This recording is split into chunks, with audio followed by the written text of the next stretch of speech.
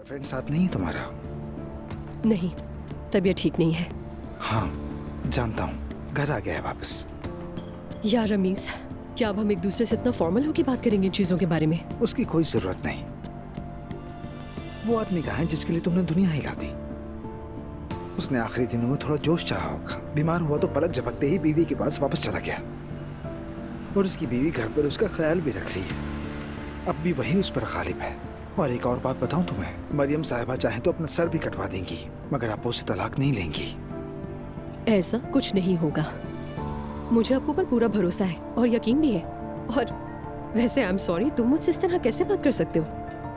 हमारे रिश्ते में तो तुमने मुझे धोखा दिया था, रंगे हाथों पकड़े गए थे, मुझे छोड़ दिया था तुमने। अब खुद को मजलूम बनाकर ऐसी बातें करने का क्या मकसद है? क्या तुम सब कुछ भूल गए हो जो तुमने किया था? हमारी शादी में सिर्फ एक ही दिन रह गया था, क्या ये मामूली बात है? तुम्हें मालूम है तुम्हारा प्रॉब्लम क्या है? तुम्हें छोड़ दिया गया है।